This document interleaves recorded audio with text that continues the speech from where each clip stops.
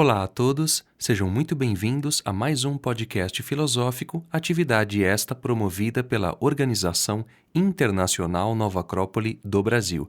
E para este podcast, recebemos o professor Bernardo Norá, da Nova Acrópole de Uberaba, Minas Gerais. Seja muito bem-vindo, Bernardo. Obrigado pelo convite, Danilo. É um grande prazer estar aqui no podcast da Nova Acrópole. Bem, pessoal, em nosso podcast de hoje vamos falar sobre a figura emblemática de Juliano, esse grande imperador filósofo romano do século IV a.C. A ideia, como sempre, não é esgotar o tema, muito menos trazer aqui verdades absolutas ou históricas também, mas a ideia, como sempre, é dialogarmos, refletirmos sobre esse momento histórico com a luz da filosofia à maneira clássica, no intuito de buscarmos as melhores referências, os melhores exemplos e aquilo que de melhor deixou para a humanidade a história de Juliano através de sua figura, que embora tenha morrido muito jovem, ou seja, com 31 anos, Juliano deixou um legado muito grande para a humanidade, tanto em obra como no exemplo, no exercício do poder de ser o grande imperador de Roma. Então eu gostaria que você falasse do desenvolvimento dele, dos estudos, enfim, da sua vida, das adversidades que ele enfrenta. Então eu gostaria que você começasse então fazendo esse preâmbulo para nós entendermos um pouco mais de quem foi esse grande imperador filósofo Juliano. Juliano, nós temos a vida, a biografia dele registrada através de algumas cartas escritas por ele mesmo e também de algumas cartas trocadas por amigos seus que eram na época filósofos neoplatônicos, como o Libânio e o Prisco, e também o diário de Juliano que foi encontrado. Através desses documentos, a gente consegue conhecer uma série de peculiaridades na forma de Juliano ver o mundo e também em relação a uma série de fatos da sua vida. Então, Juliano, ele nasce na Capadócia, ele assiste, quando ele ainda era bem criança, alguns poucos anos, 5, 7, 6 anos, ele assiste aí o seu pai ser executado por um imperador, Constâncio II, na época, e tanto ele como seu irmão Galo foram os únicos sobreviventes da família dos Constantinos. De tal maneira que esse primeiro momento, essa infância, é marcada por um certo terror, por um medo de o que vai acontecer com a gente. Seu irmão Galo era um pouco mais velho e eles viviam numa espécie assim de prisão domiciliar. Tinham uma liberdade bastante restrita assim na maior parte da infância e da adolescência, e esse medo constante de serem assassinados, já que todos os demais componentes da família já haviam sido assassinados numa história de disputas por poder muito horrenda. Tudo isso começa lá com Constantino I, que foi o tio de Juliano, e que aí assassinou grande parte da sua própria família, e depois os poucos irmãos que restaram, que eram imperadores de Roma, também foram mortos e ou assassinados por Constâncio II, que era então um primo já mais velho, nessa época imperador de Roma, e um primo de Juliano. Então Juliano, ele e o Galo começam a ter uma educação cristã, tá, na Capadócia, e depois eles são transferidos para uma cidade chamada Nicomédia.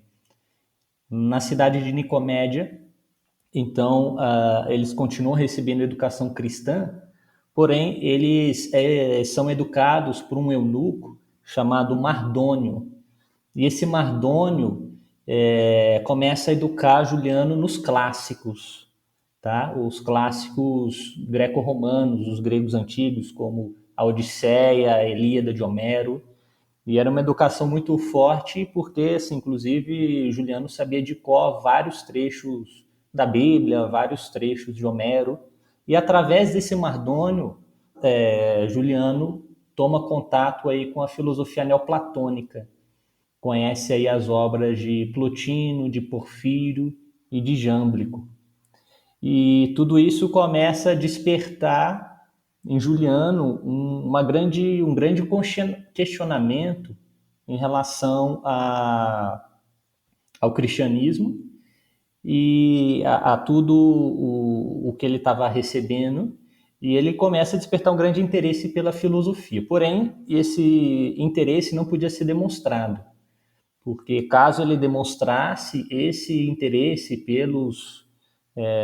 pela filosofia neoplatônica, pela filosofia antiga e por outras formas de conhecimentos antigos, isso aí podia ser um fator decisivo para assim realmente executá-lo, perder sua vida, enfim, era um momento muito tenso de que há um grande fanatismo religioso nesse momento, e qualquer coisa que fosse falado contra o imperador ou contra esses ensinamentos cristãos na versão desse grupo dominante naquele momento, daquela seita dominante, tudo isso aí poderia ser motivo de guerra, de execução. Então, é um momento bastante tenso. Então, internamente, ele foi nutrindo essa profunda admiração e essa profunda investigação pela filosofia. E então, ele conhece um personagem, um filósofo também, um teurgo chamado Máximo de Éfeso. E esse Máximo, ele vai ter como um grande mestre para ele, e esse Máximo vai acompanhar ele até o seu último dia de vida. E através do Máximo, então, ele começa a conhecer ainda mais a filosofia neoplatônica e também o culto persa de Mitra, que estava instalado já no Império Romano há alguns séculos, e que ensinava uma série de aspectos mitológicos em relação ao Sol e às divindades míticas solares. Tanto é que o Mitra é um deus solar da cultura persa. Então, junto com um guarda que era amigo dele, e junto com esse seu mestre Máximo, ele consegue conhecer um pequeno local na montanha que era dedicado então a esse culto solar de Mitra. E se diz aí que ele, aí na sua juventude, aí ele teria recebido essa primeira iniciação aí nesses mistérios solares aí de Mitra. E tudo isso escondido, porque nessa época a coisa era tão radical que, inclusive, segundo Juliano, era proibido assistir o pôr do sol. Então, se uma pessoa fosse pega assistindo, apreciando, contemplando o pôr do sol, isso podia ser visto como um culto aos ritos antigos, e isso poderia ser visto como um ato de rebeldia e tudo mais, e a pessoa poderia aí se complicar. E nesse meio tempo, então, o seu irmão Galo foi nomeado César do Oriente. Então, até então, o que você tem é que Juliano ele é criado como um estudante, e a corte e as pessoas que estão em torno de Juliano têm a expectativa que ele se torne um padre. Ele sempre é visto assim como o aluno, o estudioso, o estudante. E a expectativa era que ele fosse um padre, e o seu irmão Galo que fosse um general, um César, que sempre já se mostrou mais engajado nas questões políticas. Seu irmão Galo é eleito César do Oriente por Constâncio II.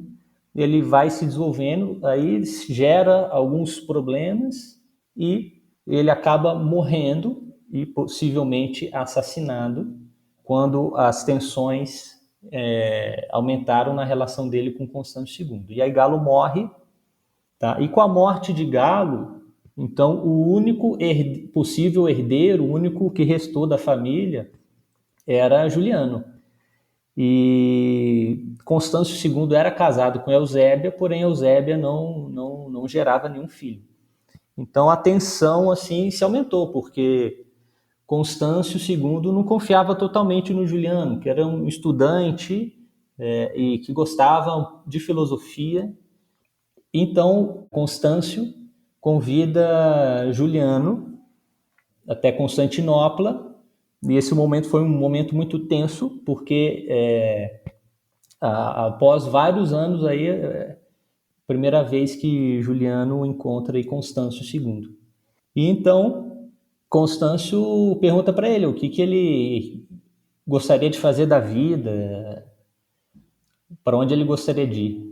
Provavelmente, o que se diz é que a imperatriz Eusébia, que fez de tudo, simpatizou-se com Juliano e fez de tudo para que Constâncio não o matasse. E Juliano tomou coragem e falou: olha, quero ir para Atenas. E Constâncio consentiu. E então Juliano foi para Atenas.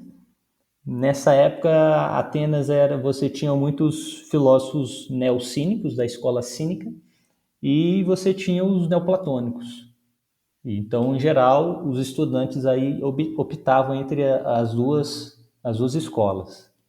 E, obviamente, Juliano se engajou na escola neoplatônica, que esse era o seu interesse desde a mais tenra a juventude, né? Em Atenas, então, ele permanece um bom tempo aí, convivendo com uma série de estudantes, de alunos, de filósofos. E uma passagem interessante também, que Juliano, então, teria sido iniciado na escola de Eleusis. Eleusis é uma cidade grega muito próxima a Atenas. Ele Juliano diz ter conhecido o último grande sacerdote grego dos mistérios de Eleusis. E, inclusive, o nome dele não poderia ser nem pronunciado, ele não diz como que é o nome desse sacerdote. Se diz que o nome dele não poderia não poderia vir a público. Então foi um momento assim de muita investigação, muito desenvolvimento, muita inspiração para Juliano. E de repente surgem os guardas e falam: Juliano, temos que ir agora, o Constâncio está te chamando. Então imediatamente pegam Juliano e levam ele diante de Constâncio II na cidade de Milão. Aí acontece algo muito curioso, porque nesse momento, na região da Gália, o Império Romano enfrentava vários conflitos com os germanos. Os germanos vinham invadindo cidades romanas na Gália, invadiam, destruíam cidades e iam embora, né, ou dormiam fora dos muros das cidades, atravessando as fronteiras que haviam sido tratadas. E, curiosamente, então, Constâncio II faz de Juliano um general. Então, Juliano, que foi educado para ser um padre, depois se converte num filósofo, sempre foi um estudante, e, de repente, Constâncio fala: agora você vai ser general, vai lá para a guerra na Gália, resolver esses conflitos aí. E Juliano nunca tinha treinado nada assim na arte militar, enfim. E que se diz, então, que provavelmente Constâncio estava querendo falar: então vão colocar uma forma vão mandar Juliano para a morte, né? Ou seja, vão mandar ele para uma guerra lá e lá realmente ele vai ter o seu fim. Porém, a coisa aconteceu de uma forma muito diferente. Então, durante a viagem até a Gália, foi o período de treinamento nas artes militares por Juliano. E quando ele chegou na região da Gália, então ele conseguiu libertar várias cidades de conflitos e conseguiu reaver aí a Gália para os galos. Então foi algo que chamou muita atenção, porque Juliano se destacou aí como um grande líder, um grande general. E nessa circunstância também, Constâncio fez com que Juliano se casasse com a sua irmã, Helena. Tá? Então, Juliano se casa com Helena, porém, ele já tinha feito um voto celibatário, então ele não teve filhos com Helena, e Juliano se manteve fiel a esse voto celibatário dele até os últimos dias de sua vida. E aí o panorama foi ficando cada vez mais favorável a Juliano, até que então houve um conflito dos invasões persas em cidades romanas. E Constâncio II, então, convoca o exército da Gália, convoca Juliano para enfrentar essa batalha contra os persas. Os soldados da Gália falam, não, nós não iremos. Ele está querendo te enfraquecer, Juliano. E, de uma forma bastante curiosa, os seus soldados nomeiam Juliano imperador. E isso, na época, seria uma grande afronta. Então, ele é eleito pelos seus próprios soldados imperador. Isso aí estamos falando cerca do ano 360. Juliano contava aí com cerca de 29 anos de idade. E então aí se instaura um possível conflito. Então, agora não pode ter dois imperadores assim. Então Juliano começa a descer para Constantinopla com seu exército para um possível confronto com Constâncio II, mas esse confronto não se realiza porque nesse meio tempo Constâncio II morre e então Juliano é eleito e proclamado o novo imperador. E é muito curioso, não é, Bernardo, o tempo de vida que ele tem e quantas coisas que ele desenvolve. Ou seja, só lembrando, né, estima-se que ele nasceu aproximadamente em 332 a.C. e que ele falece em 363. Ou seja, com apenas 31 anos, como já dissemos no início, ele consegue deixar uma história muito profunda, de muito êxito e de muito exemplo também. E é curioso porque eu gostaria que você falasse um pouco mais sobre isso, traçando um paralelo com Marco Aurélio, que foi outro grande imperador romano do século II a.C. É muito curioso essa similitude de uma formação filosófica clássica e também esse ecletismo, ou seja, não havia fanatismo, não havia intransigência na forma deles de conduzir, evidentemente com valor, com firmeza, porque o imperador não poderia ser uma pessoa frouxa, digamos assim. Porém, havia muita amplitude de pensamento, de ecletismo, de humanismo, e eu gostaria que você falasse então desse processo no reinado de Juliano, porque é algo muito curioso e importante de se ressaltar. Com certeza, é muito interessante entender aí as suas realizações e a sua forma de vida, ou seja, como você realmente falou, em tão pouco tempo, tantas coisas que ele fez e que essa forma de governar dele, isso está presente na forma de vida dele desde sempre. O primeiro ponto que eu quero chamar a atenção aqui é o processo que estava vivendo Roma. Então, Roma, historicamente, sempre teve uma grande confluência e convivência de várias culturas, de várias filosofias, de várias religiões. E desde o Constantino I, o seu tio, toda essa cultura eclética universal foi proibida e se instaurou apenas uma vertente específica cristã chamada na época ariana. E todas as demais culturas, religiões, filosofias foram perseguidos. Então, a primeira preocupação de Juliano é restaurar esse espírito da cultura eclética e da cultura universal. Ou seja, reabrir as bibliotecas, as escolas de filosofia, ele permite, então, a liberdade religiosa, tá? Reabre uma série de templos que haviam sido fechados, inclusive existiam cleros, bispos de outros grupos cristãos que também foram perseguidos, judeus também que foram perseguidos e Juliano, então, permite ao retorno de todos. Então, apesar dele ser um ardente filósofo neoplatônico e apesar de ele ter muita admiração pela religião antiga de Roma, pelos cultos de Mitra, ele nunca perseguiu nenhum grupo humano, ele sempre trouxe esse espírito de tolerância e sempre permitiu a liberdade de pensamento e a liberdade religiosa. Algo que é muito interessante é que Juliano sempre foi frugal em seus costumes, na sua vestimenta, na sua alimentação, sempre muito comedido, muito moderado. E algo muito diferente dos imperadores na época, que viviam sobre muito luxo, muita opulência, muito autoritários. Então, isso não são características que a gente vê na vida de Juliano, e quando ele se torna imperador, ele continua sendo essa mesma pessoa humana, filosófica, né? Muito frugal nos seus costumes, tá? Ele mesmo diz, olha, na minha vida inteira eu nunca desejei ser imperador.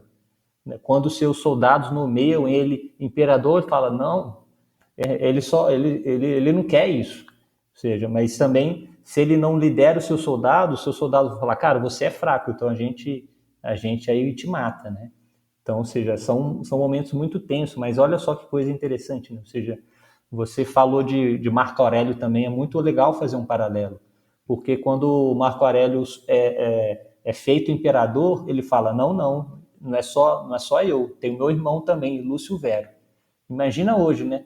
A gente normalmente vê no cenário político, assim, várias épocas, né? Sempre como uma ganância, e aí você vê, imagina o imperador falando, não vou sozinho, o meu irmão vai junto, esse é o acordo. Então você vê como essas duas figuras, seja o Marco Aurélio, seja o Juliano, eles não têm essa ganância, né, de ser um governante. E eles acabam chegando a essa situação, não só por força do destino, mas eu penso por um mérito, uma virtuosidade que é própria deles. E algo interessante também, que ao ser imperador, ele não manda perseguir os componentes da corte anterior, ele não persegue os que perseguiram ele na sua juventude. Ele sim, os que cometeram crime, sim, ele leva a julgamento, mas ele não manda executar ninguém, nunca manda matar ninguém, tá? Ele, inclusive, perdoou muitos traidores, aqueles que cometeram mais crimes, se mudaram, foram para outra cidade, um tipo de exílio, né? Juliano, então, ele tinha uma grande inspiração, que foi o Alexandre o Grande.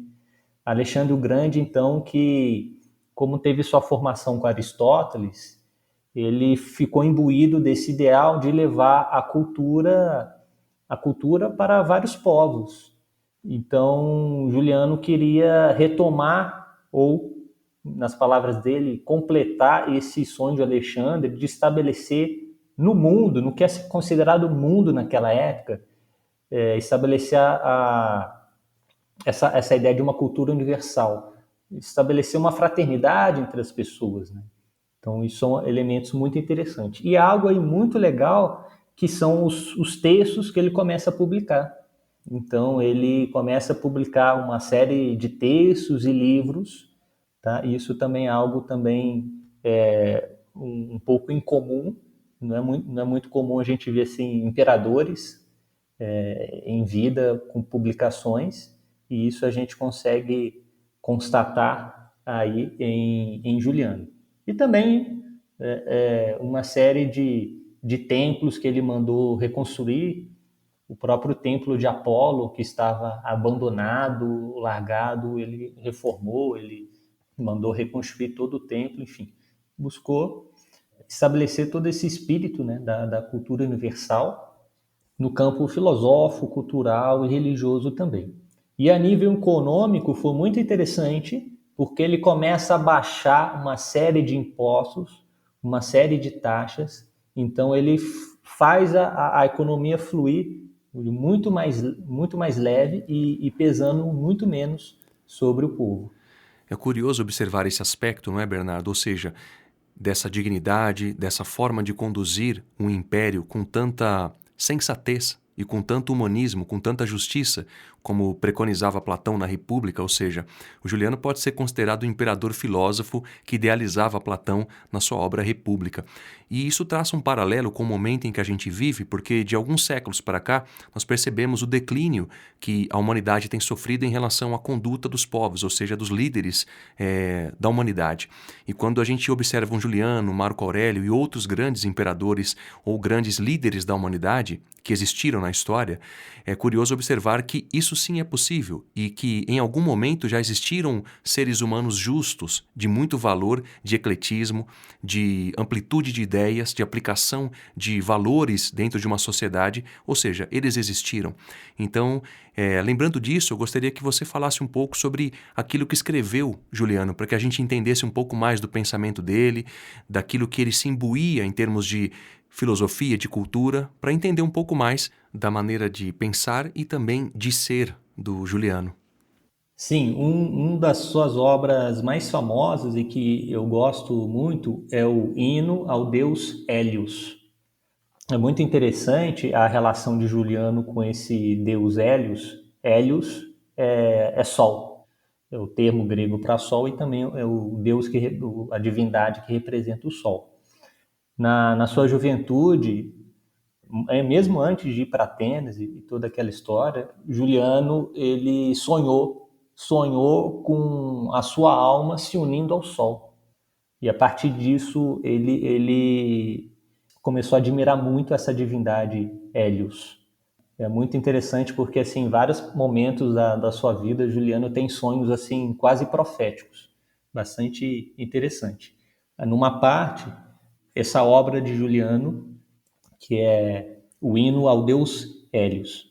Juliano diz o seguinte: oro para que Hélios, o rei de tudo, possa ser generoso comigo em recompensa por meu zelo, e que ele possa me conceder uma vida virtuosa, a mais perfeita sabedoria, inspirada inteligência e que, por vontade do destino, a mais gentil existência que possa ser da vida, em uma hora apropriada, e que eu possa ascender a ele depois e habitar com ele, para sempre, se possível. Mas se isso é mais do que as ações de minha vida merecem, por períodos de muitos anos. Então a gente vê ele assim, como ele se inspira, né, em relação a ter esses valores humanos, né, em ter sabedoria, em ter virtude. Isso para ele é o mais importante. Então ele se dirige a Deus ou se dirige aos deuses e fala: olha, me dê a virtuosidade, me ajude a conseguir a sabedoria e aqui eu vou buscar fazer o melhor que eu posso. Eu vou buscar viver de forma cada vez mais correta, de forma cada vez mais justa. Então a gente vê assim como ele falava, ensinava essas coisas e realmente buscava vivenciar assim. Sem dúvida, Bernardo. Agora, antes de encerrarmos o nosso podcast, eu gostaria que você falasse então desse momento final da vida do Juliano. Muito bem. A versão que eu vou utilizar aqui, ela está no presente no livro do Goré Vidal, tá? E isso foi o diário de guerra de Juliano, porque em 362 para 363, no segundo ano de reinado aí de Juliano, a tensão com os persas ficam muito fortes, né? E os persas começam a invadir uma série de cidades comercialmente bastante estratégicas para Roma, enfim. E há toda essa campanha de Juliano em direção à Pérsia e ele não se detém nas conquistas iniciais. Talvez aí ele tenha se excedido, inclusive há momentos onde parece que eles chegam a se perder um pouco. Mas era aquela história de querer completar as realizações de Alexandre o Grande. Enfim, e depois de já todos estarem bastante esgotados e exauridos de tanto tempo em acampamentos de guerra, Juliano então fala: olha, então vamos começar o caminho de volta. E dentro da sua guarda pessoal existia um general chamado Vítor. Vítor então era um dos generais mais próximos de Juliano, Vítor e Joviano. Só que o detalhe aí é que Vítor era um general cristão. E também outro detalhe aí nessa história é que No meio desse caminho, Juliano tinha adotado um garoto. Tinha adotado um garoto para ser seu escudeiro, aquele que cuida das suas armaduras, dos seus artefatos. E, sem saber também, esse escudeiro, esse garoto, era um ardente cristão. Então, às escondidas, Vitor, ele chama alguns persas e combinam uma emboscada. E na noite anterior da emboscada, esse escudeiro quebra as presilhas do peitoral de Juliano, propositalmente. Então, no dia seguinte, Juliano está à frente dos seus soldados, eram milhares de homens, né? E de repente chega o anúncio, olha, tem um grupo de persas vindo aqui nos atacar. E Juliano, como sempre muito para frente, com muita iniciativa, já vai lá assumir a primeira linha para defender o seu grupo. E ele, nessa pequena batalha, numa emboscada, que naquele momento ninguém sabia que era uma emboscada, ele consegue dispersar os persas. Então os persas vão embora.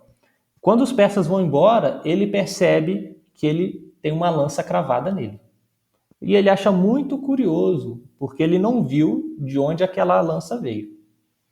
E que feriu ele de forma muito grave. E ele é levado, então, para o acampamento, para sua cabana. E aí começa todo um processo de agonia. Começa a agonizar e realmente seu ferimento foi muito grave. E nisso ele chama o seu mestre, é o Máximo, que naquele momento também ainda estava com ele, e fala, olha, Máximo, a noite anterior eu tive um sonho. Eu sonhei com a Fortuna de Roma, carregando... Eu sei que é a Fortuna, a deusa do destino, porque eu vi ela com a cornucópia. E ela se despedia e indo embora. Então, olha, eu acho que a minha hora chegou, eu acho que o nosso ideal aqui vai terminar por aqui. Está indo embora. E o Máximo, além de filósofo, ele era um mago, né? Um teurgo, ele fala, um vidente, ele fala, realmente, sua visão procede. E o que a gente vai descobrir depois, no diário de Juliano, é que depois ele reconhece que aquela lança é uma lança romana. A lança que feriu ele não foi uma lança persa. Então, antes de morrer, ele percebe isso. E quem realmente feriu ele foi esse seu escudeiro. Por isso que ele não viu. Eu nunca imaginaria que o seu escudeiro ia enfiar essa lança nele, né? Então, pelas costas, ele estava lutando contra os persas e o escudeiro foi lá, feriu ele porque ele estava sem um peitoral, porque as presilhas haviam sido quebradas.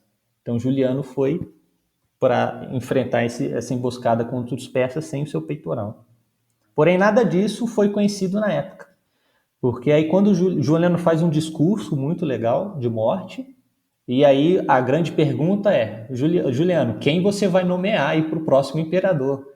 Aí ele fala, eu vou deixar para vocês decidirem isso.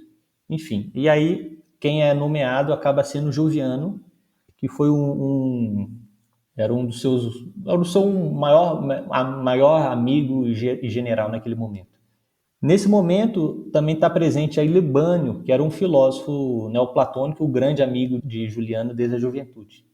Libânio fala, morreu Juliano, vai lá nas coisas de Juliano e acha esse diário e guarda, porque se alguém suspeitasse, se alguém conhecesse isso, ia ser destruído. E ele guarda isso durante alguns anos. E aí vai vindo uma sucessão de imperadores, nada disso pode ser publicado, e depois de uns anos, Libânio vai investigando, e encontra esse garoto agora um homem rico, super opulento, vivendo cheio de conforto. E daí ele descobre toda essa história, segundo essa versão, tá?